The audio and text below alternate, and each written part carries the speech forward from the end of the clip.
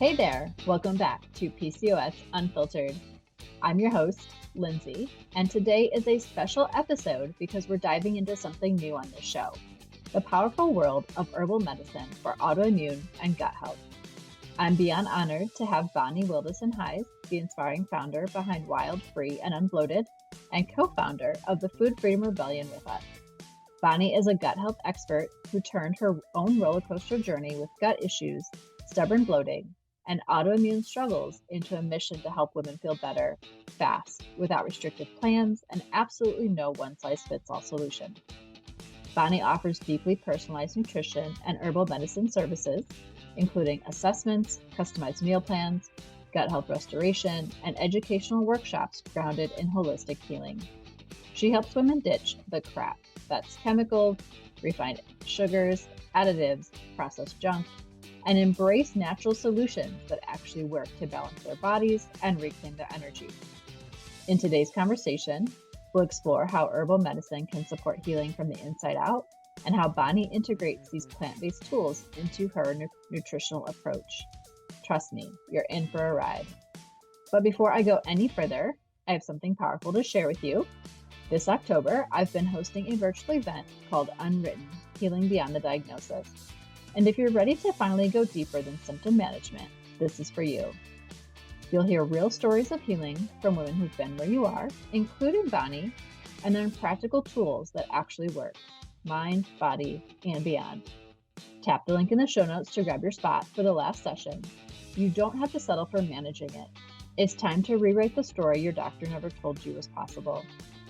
As a reminder, the content shared on PCOS Unfiltered is for informational and educational purposes only. The views and opinions expressed by the hosts and guests are not intended to serve as medical advice. Always consult with a qualified healthcare professional before making any changes to your diet, exercise, or treatment plan.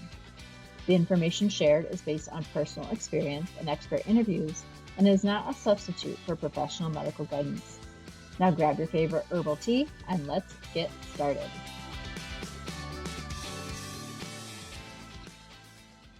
Hello.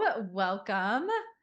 Welcome to Bonni. Super thankful to have her here. I'm going to be learning some stuff along the way, I think, with all of this. Talking about something I have not talked about before.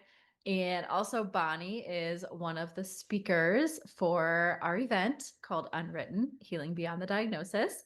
So depending on when you are listening to this, it is taking place October 9th, the 16th, and the 23rd. And Bonni and myself actually are speaking on October 23rd.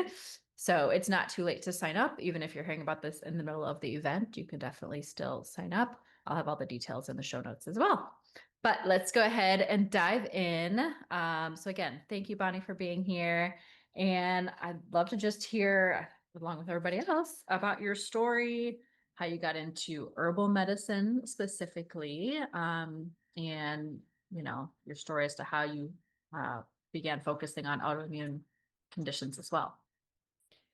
Well, it's an interesting story because a lot of people's stories start with, I had this autoimmune disease or illness or symptoms, and then I healed myself. Mine starts a little bit differently. And thank you so much for having me. I'm so excited to be here. I actually started out a fitness trainer after I lost 100 pounds, hired a trainer, hired a nutritionist because I thought I knew what I was doing and I didn't. They helped me lose 100 pounds. And I was working in a job where I wanted to shift. I wanted to start helping people. So I became a trainer.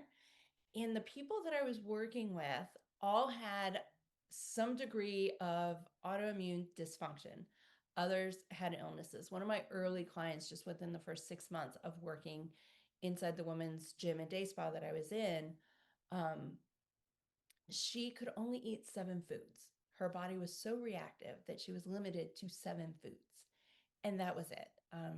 And I did not know what that actually meant. I didn't know anything about autoimmune at the time. All I knew was I was a sports coach and then I became a trainer after losing this weight. That was the level of my knowledge. And client after client for many years would come to me with one level of dysfunction or an illness or symptoms of some sort. So I was exposed to it through all of my clients. And what I was doing was helping them research to find commonalities, to figure out what the doctors couldn't figure out. Because, as many of you know, with autoimmune, if there's any level of dysfunction, sometimes it can take years for any test to show a conclusive diagnosis. And you're basically trudging along like you're trudging through mud, trying to figure it out.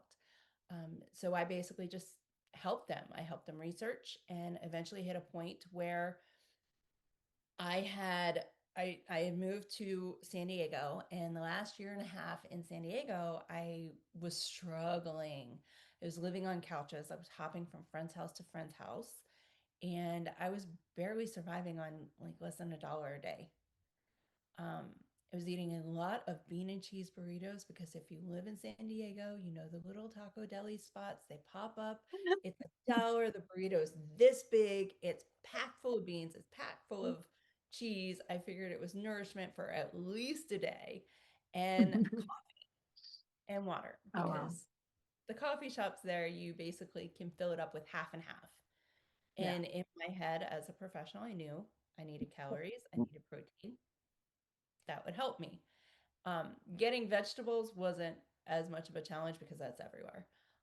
But getting protein in was a significant challenge. And that whole year and a half with the amount of stress that my life was handing to me, that was just a significant part of it.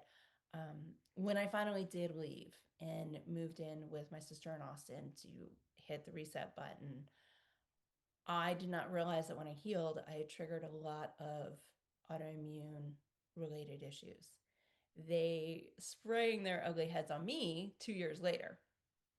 I had turned 40. I went home for a visit, and home for me is DC. I live in Texas, but home for me is DC.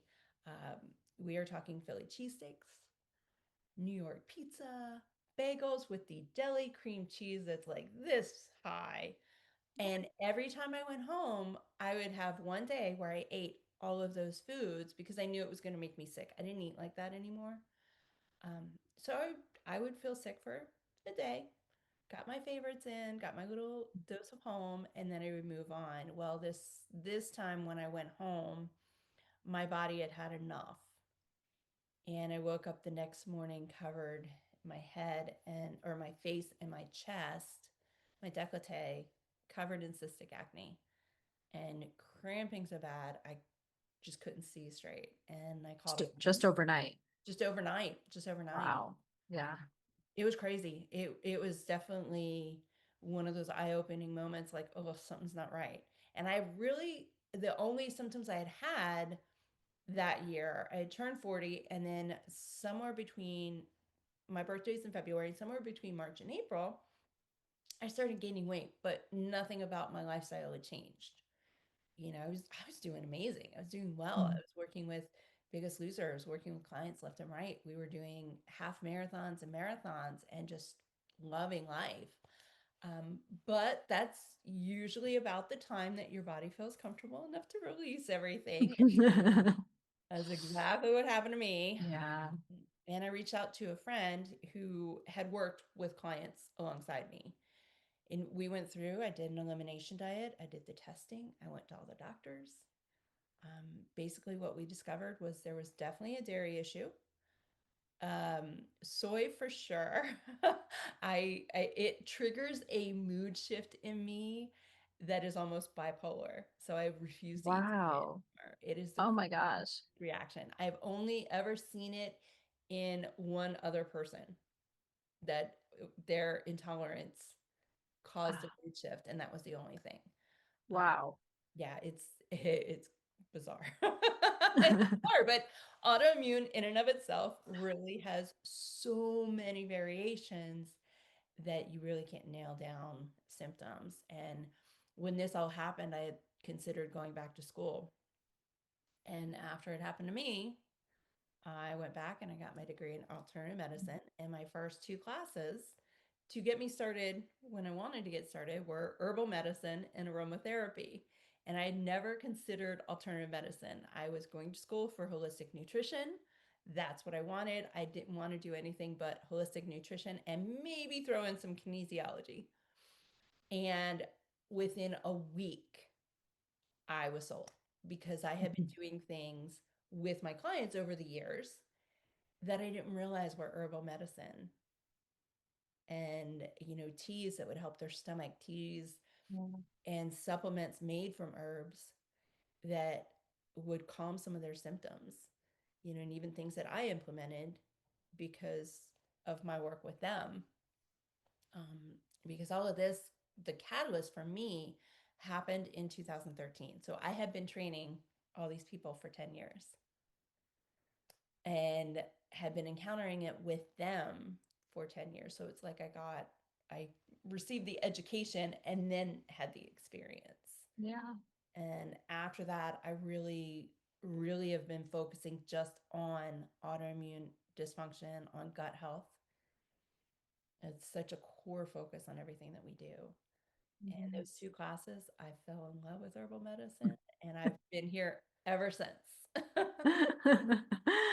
That's great. I mean, that's such a powerful story. And just, I think so many people can relate to that because Mhm. it's years of ignoring things.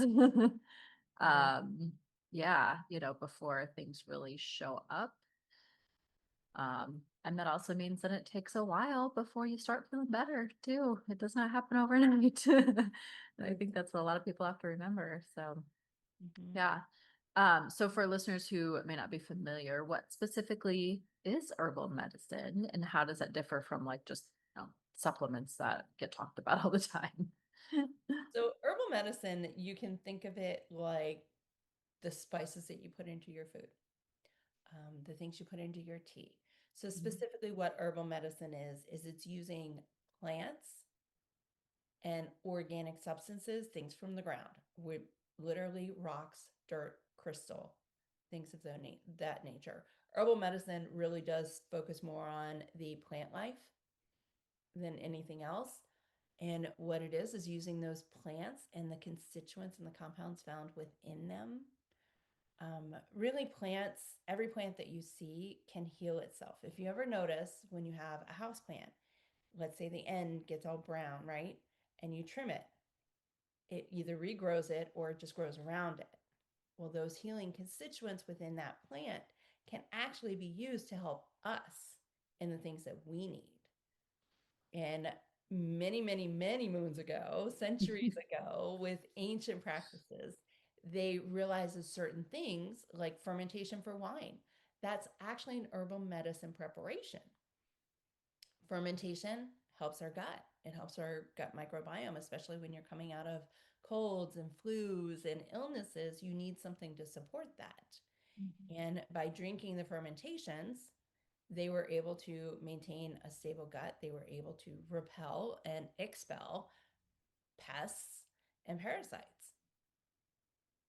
They didn't have modern technology to filter those things out of their water system. They had to find another way to do it. Yeah. And with supplementation a lot of times is a process where they actually just derive one element. So like vitamin D3, for example, you're not going to get a plant to just give you vitamin D3. It's going to give you a multitude of other things because of how it's grown, because of how it has to survive and thrive in nature.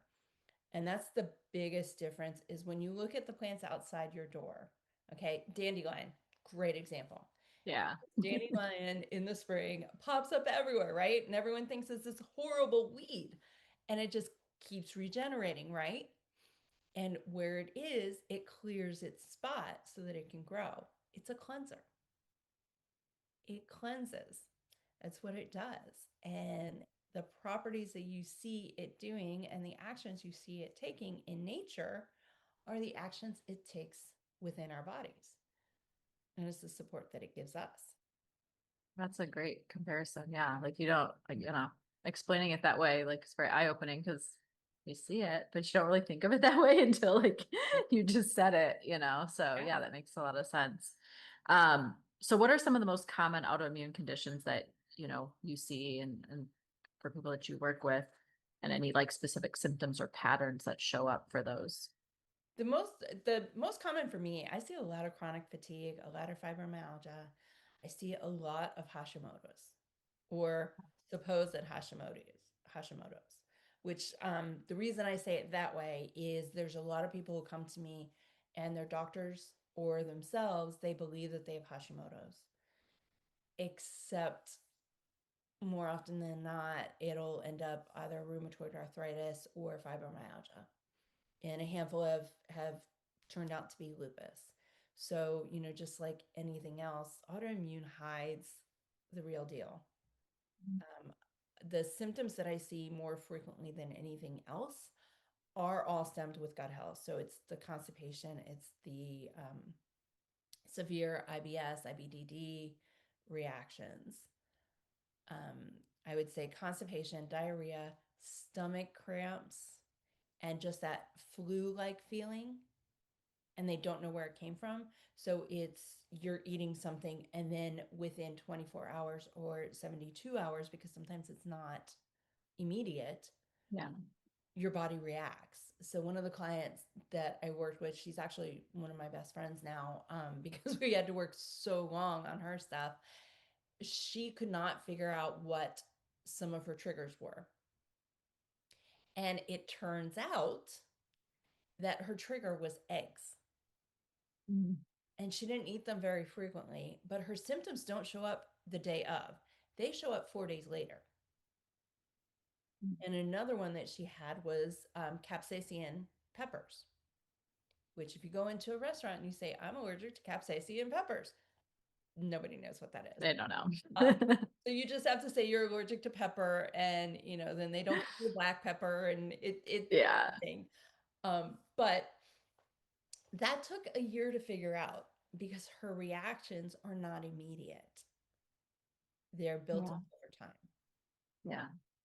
And that is one of the things I see more common with my chronic fatigue clients is they build up, their symptoms build up. It's not something that happens immediate. They just know they're tired all the time. When they should have energy, they don't. They're struggling with sleep.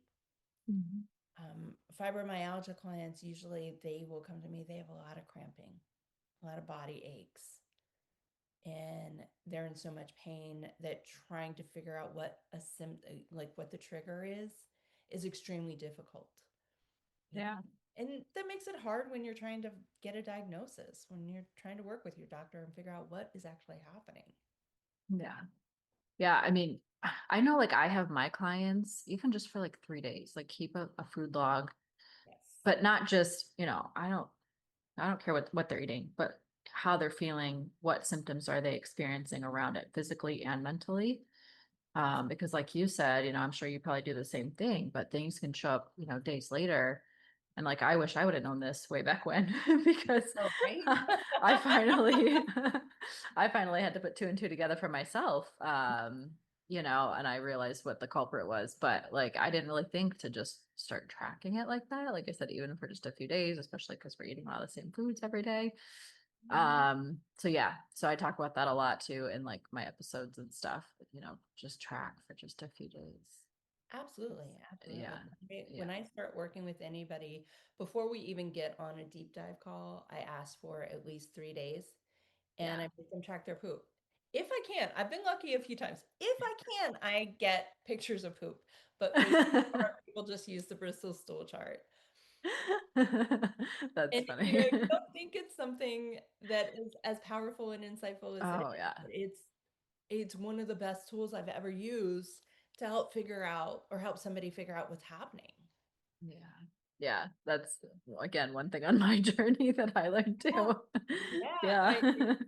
Yeah. I mean, I have 5-year-old twin boys, so poop is kind of a thing in this house now. Oh yeah. It's like it's a boy thing, but they hear me talk to clients, and they pick up on just that word.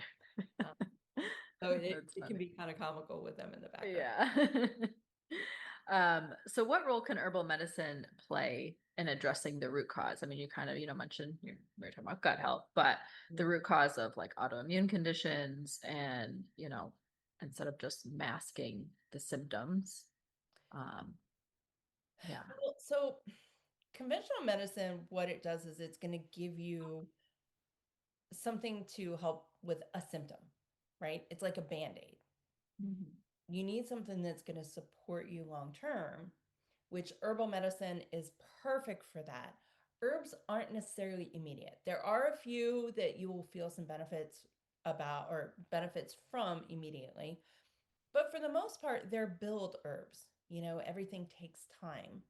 And over time, you start to feel better. So when you're looking at herbal medicine as something long term, autoimmune is long term, whether it's a dysfunction or it's an illness. If you've gone that route, you always have to be cognizant of it. You always have to pay attention and manage your gut health.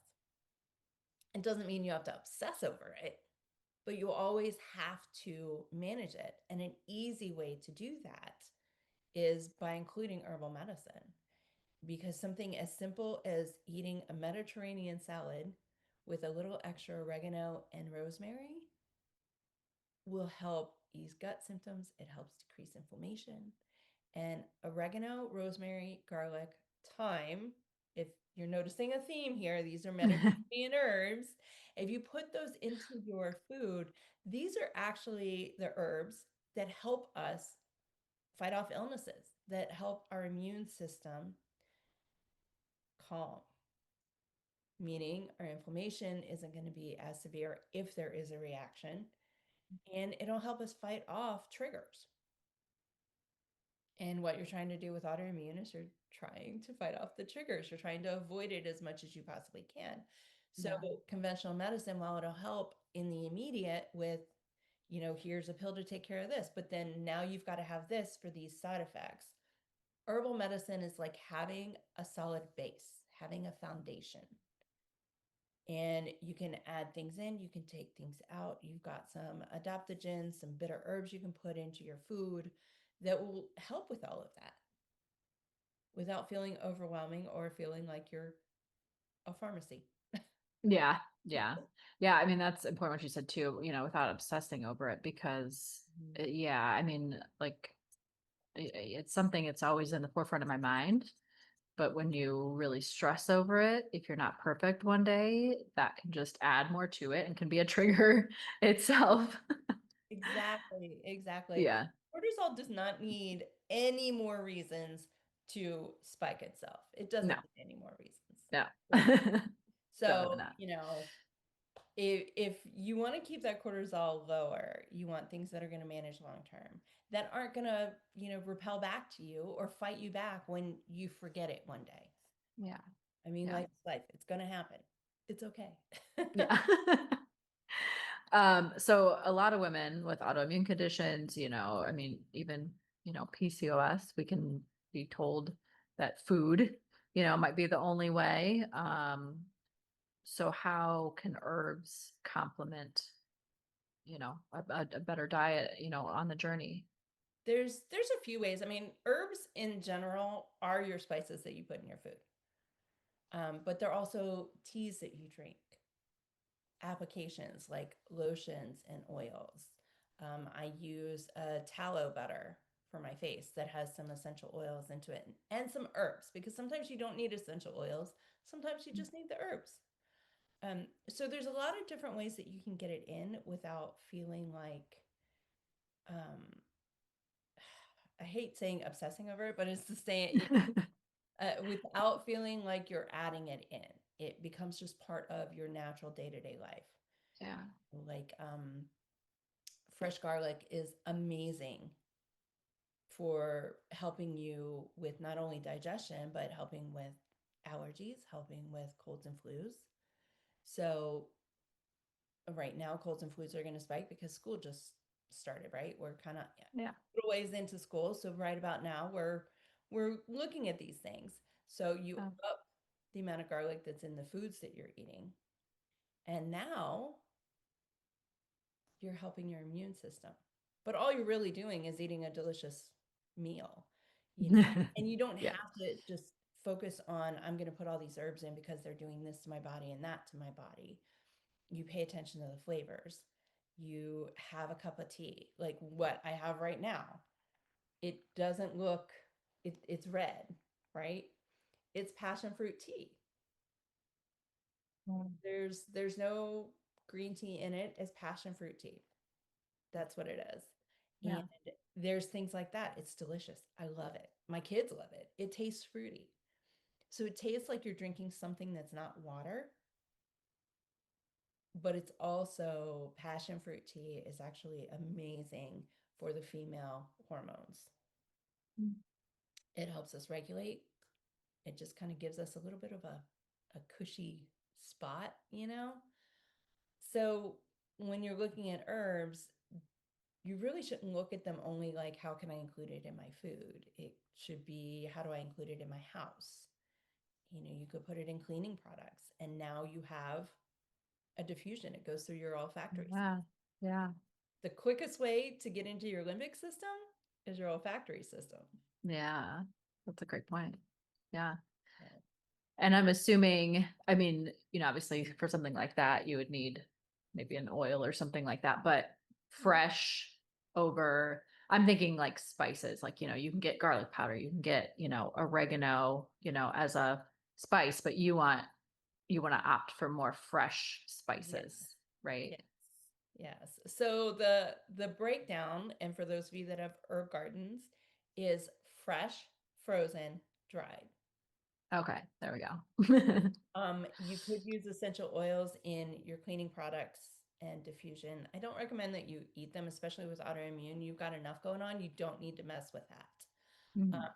It there's too much that can go wrong. You can burn holes in your esophagus. It can trigger a pancreas issue. I mean, pancreatitis. I see that a lot with clients who have been consuming essential oils for a long time. You know, and it doesn't happen to everybody, but it's possible. And if you're already struggling with one health issue, you don't need to try and Yeah. add another. With a lot of the cleaning products that I use at home, I actually will use like orange peels. Um, I'll put, what is it, lemon peels, apple cider vinegar, put it all into Mhm. a mason jar and let it infuse for a good 2 weeks. And then I'll pull it out and either put more vinegar in it, use a little bit of water, a little bit of hydrogen peroxide in there, especially for the kitchen and the bathroom. And Mm. pop it in a spray bottle, and there you go. That probably smells amazing too. I love the smell of citrus, and a lot of times I will put like vanilla paste into it, not vanilla Nice. extract or the vanilla Yeah. bean. I've tried to put vanilla bean into the infusion, and it just doesn't work for me. It screws it up. So if I put it in after the fact when I'm mixing it up, then it actually, you can smell the vanilla, and it's Yeah. an amazing flavor, Ooh, yummy. amazing scent. So what does the process look like when you work with a client, like as far as testing, symptom tracking we touched on, but or any, type of profiles that you use to choose herbs for that client? We definitely do a deep dive, and depending on which program we're walking into, our deep dive with our 101 package is basically about 4 hours. It's our VIP day. We wrap it up into that, and we deep dive into everything. Wow. Yeah. Clients who are coming into the 90-day, or even let's say the membership, it doesn't look like 4 hours, but we still walk through a lot of things. Many of the people I work with are coming to me with tests already in hand. Okay. So if we don't need to do testing, we won't. We look at that. We look at your food and your symptom log. And then we start asking questions and getting answers. We definitely start deep diving before start, so that by the time you're 2 weeks in, you are fully ready to step into the next role. And there's a couple of common herbs that I will recommend from the get-go, especially if I don't have a lot of information. Mhm. It helps weed out some of the answers that we've been looking for or that we need to get started. A lot of the process that I use, it's 3 steps. We're going to start restoring your system, we're going to start resetting it, and then we're going to rejuvenate it. Because in the end, I want you to be able to walk away and have all the pieces of the puzzle pulled together, have the support system you need, have the education that you've needed about your own body so that you can constantly maintain this without having to go from working with me to working with somebody else to working with someone else like that. I mean, that whole process, even when I was a trainer, it drove me crazy. It was like, I don't want you to feel like you have to just hop people for the rest of Yeah. Yeah. you know. And I work with Carrie Paglarini, as you know, she's the sugar knockout coach. Hmm. And with our work together, it has really filled a lot of the different holes. So if there's things that I don't think of, she does. It's the most amazing partnership. That's awesome. And we follow the same process. And we have, Yeah. you know, with our 101, we start working together before we even get to the point that you've dropped a dime. Yeah. Yeah. That's awesome. So are there any herbs that you use as a starting point for most autoimmune clients? I do. I am famous for recommending lemon ginger water. I am famous for recommending that they diffuse some sort of a calming herb. Sometimes it's lavender, but not always. More often than not, I want an evening tea that's got lemon balm of some sort. Or Mhm. my favorite is cava cava. That is my favorite herb of Ooh. all time. The first time I was introduced to it, I was in herb class. I was in one of my herb classes, I think the second semester, and we had to watch Rosemary Gladstone make her kava kava tea. And she had just a little too much. And when you have a little too much kava kava root, it's you get giggly. At least she did. She got giggly. Oh Um, my gosh. it was hilarious and I loved it. And I went and I tried it. The tea itself tastes a little bit like dirt, so you have to mix something in it. But when you mix something into the kava kava root, it masks the flavor. So I always put it like I'll have my passion fruit in there. I'll put peppermint in there. Yeah, I like peppermint with a lot Yeah, of those. Yeah. yeah, and it's calming. It is the most calming tea. And those are all really adaptogens. And that's what I'm looking for is something that's not necessarily going to have this extreme response for them, but is going to help calm some of the nervous system regulation Mhm. and get their system to stop being in that fight or flight. Yeah. You know, just let's just take it down a notch. We don't need to go big moves. We just take it down a notch.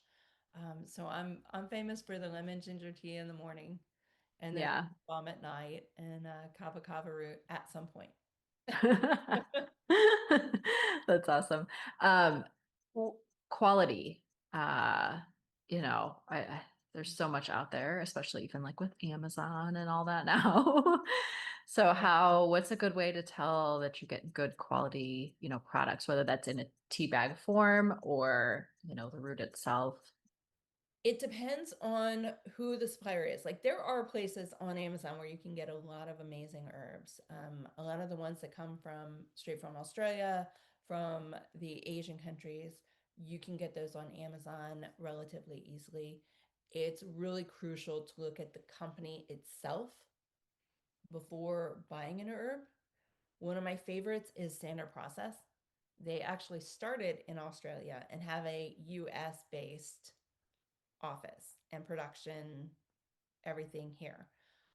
They follow US rules. They're not allowed to bring Australia in without following US rules. And nobody is in reality. It doesn't matter where you are. When you bring it in, you have to follow those rules. Um, for many of us living in areas like Oregon, Texas, California, Arizona, some of the other states, we have local herbalists who grow them for themselves. If you have someone like that, that is allowing you to see their farming process, that's allowing you to see how they grow them, how they process it, what their drying process is. So meaning they have classes, they have workshops, they have open doors to answer questions, and they're not hiding anything. Generally those you can feel safe consuming. Mhm. One of my favorites to order from is Wise Women. Hmm. They are very particular about who gets their stuff. Oh, There's wow. also a herb shop in Austin. It's called the Herb Shop.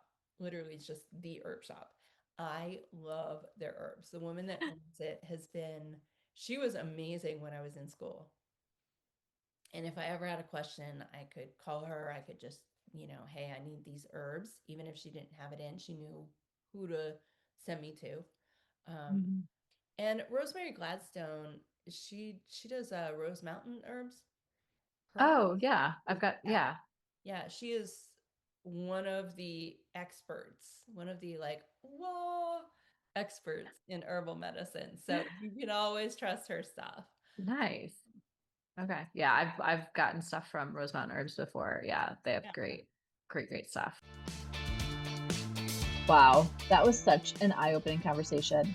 A huge thank you to Bonni for guiding us through the crossroads of herbal medicine, gut healing, and personalized nutrition.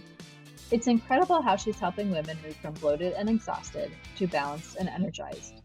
Not through fad diets, but through thoughtful, nature-powered strategies that truly honor the individual. If you're ready to take back control of your gut health and explore herbal medicine in a safe, effective, and personalized way, be sure to check out Bonni's offerings, from personalized assessments and gut restoration plans to workshops and herbal educational resources. You can also grab a free personalized nutrition consultation through her website to start strategizing your healing roadmap. I'll link everything in the show notes for you. And if today's episode spoke to you, just imagine what's waiting for you inside Unwritten. This event is raw, real, and so full of hope, with speakers who get it, tools that help, and a community that truly understands. Click the link in the show notes to join us. Thanks for tuning in to this Herbal Pact episode. If you found it helpful, please share it with someone who could use a natural pathway to healing. And of course, subscribe for more conversations that bring healing, empowerment, and rooted in truth wisdom your way. Until next time, keep nourishing, healing from the inside out, and thriving. Wild, free, and unbloated.